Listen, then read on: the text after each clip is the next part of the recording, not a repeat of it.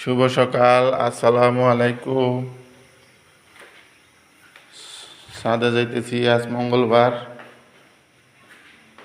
ছাদে আজকে আপনাদের একটা টমেটো গাছ দেখাবো। 2টা টমেটো গাছ লাগাইছি,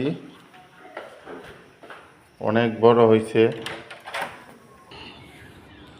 আজকে যে টমেটো গাছটা দেখাইতেছি, টমেটো গাছটা অনেক বড় এবং ফলন আসছে। এই যে এইখান থেকে শুরু টমেটো গাছ। এই যে দেখেন, এইখান থেকে শুরু করি ফলন দেখানো। আলহামদুলিল্লাহ, মাশাআল্লাহ। এই যে দেখেন ফলন। এত বড় টমেটো গাছ হয় আমি আগে কখনো দেখি নাই।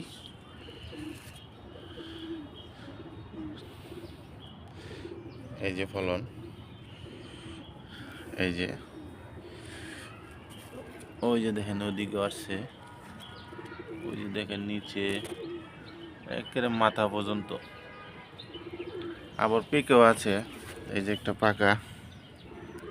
এই যে এখানে কিন্তু আমি আপনাদের একটা গাছ দেখাইতেছি, আর একটা দেখাবো, আর একটা ছোট। ফলনগুলো দেখাই, মাশাআল্লাহ। সবাই বলবেন কমেন্টে। এই যে এখানে কিন্তু একটা গাছ এখন পর্যন্ত দেখাইতেছি।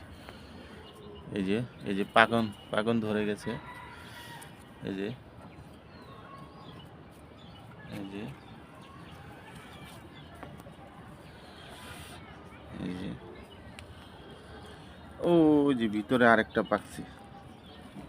এই যে এই যে আরেকটা পাকছে। আরও এখান থেকে নাকি 4-5টা খাইছে।